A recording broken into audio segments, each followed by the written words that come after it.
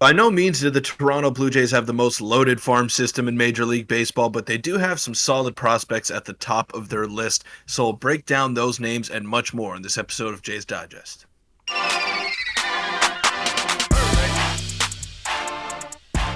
What's up, Jays fans? I'm your host, Peter Vryonis, alongside host Nick Gosse. Now, a lot of Blue Jay fans have been making this out to be it's either 2 years, win a World Series, or bust, or there's this 2 year window that we're talking about, and the Blue Jays need to get it done before maybe some of their star players leave in free agency, or they can't keep their team together, whatever that may be. There's a lot of concern amongst the fan base that maybe they won't be as competitive as we think they will be after these next 2 seasons. But we're here to argue against that point. And there's some good prospects on this Blue Jays team. They're by no means a top farm system in Major League Baseball. They do have some blue chip prospects, but they don't have too many of them. They have a few of them, but we're going to break down those five on this episode, Nick. But Nick, I'm pretty excited about some of these prospects that we're going to break down here. Obviously, they're not as flashy as some other teams may be presenting here, but still some pretty exciting names if we go down this list here. Yeah, I think some of them will be surprising Jays fans. And also, my voice is kind of going, so just to keep that out there. Let's get right into it, Peter. Emanuel Bonia is the first one, and I'll let you kind of take it over here. We had a video on him a couple days ago. Very interesting guy, and I think he's going to be one now, looking at past the 2 year window, could be very important going forward. Yeah, absolutely. And he's very young. He's one of those like big time prospects. And we saw Vladdy get all that money when he signed as an international free agent. You rarely see prospects get up around 3.5 to $4 million when they sign internationally. And Emmanuel Bonilla was one of those guys. I'm not exactly sure of the dollar figure. I think it was close to 4 million, but he's been touted as one of the top prospects in the Blue Jays organization, been touted as a five-tool player as well. He's got big time power. He's got a cannon of an arm. He's got great speed, can hit for contact, and he showed a pretty good eye in his first taste of professional baseball. So he's got a lot of raw tools projecting going forward, and I'm very excited about this prospect, Nick.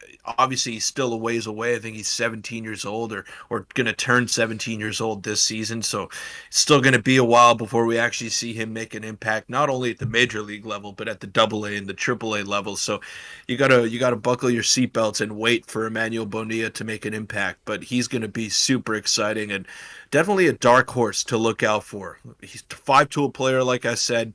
Obviously, those five-tool players usually transition from center field to the corner outfields, but a lot of scouts and a lot of people around Major League Baseball have seen Emmanuel Bonilla, and they say that he projects as a long-term center fielder. So that has me super excited. Let's move on to the next name. Yeah, and this is Scotty Mitchell's top five list, so he's a big prospect, guys. So keep that in mind. Peter, let's move on now to Brandon Barriera. Again, you'll be doing most of the talking, but I'm still here in spirit.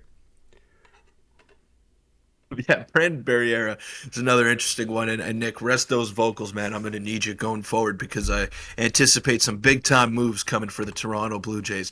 But today we're going to be talking about some prospects, and Brandon Barriera, he's another guy that's very toolsy and has a lot of upside, but we're not exactly sure what to expect of him going forward. He's a lefty, which is very exciting in itself.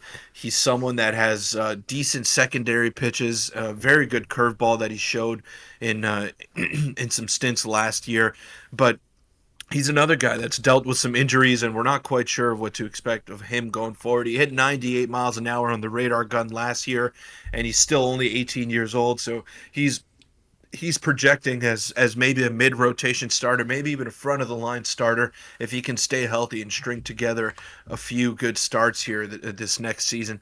Another guy that's still a ways away. His ETA is probably 2026, 2027 at the best case scenario. Scotty Mitchell does a great job of breaking down all these guys and all these names that we may be getting very familiar with in the near future. But Bernie Barriera, another name like Manuel Bonilla, is going to be someone to look out for, and someone that I'm very excited for because I think he's got big time stuff and can play a big part of the Blue Jays' future going forward. Yeah, he's still super young, so he's going to be interesting. You got to keep an eye out. 20 years old, like you said, which is a little bit wild. Let's move on now to Arjun Namala.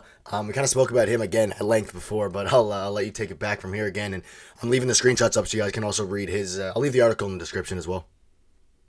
Yeah, Arjun Damala was the first round pick for the Toronto Blue Jays this past season, and another guy that's going to be a while before we see him make an impact at the AA, AAA, and even the major league level. He's another guy who's very toolsy, who's got raw power, who's just has raw skills that can project to the major league level, and someone that only started playing baseball a few years ago. Obviously he's been around the game, and he got introduced to cricket at a young age, but he's a chance to be kind of a landmark type of player going forward as the first kind of Indian player to really make a mark here, and I think that's great with the Toronto Blue Jays, and considering the demographic that there is in Toronto, we could be very excited about him. And he projects more as a shortstop, but he can play some third base, probably play some second base. But another one that's very toolsy, got a great arm, got some good power, and when he fills out in his frame, a lot of scouts are saying that he could have 25 to maybe even 30 home run potential.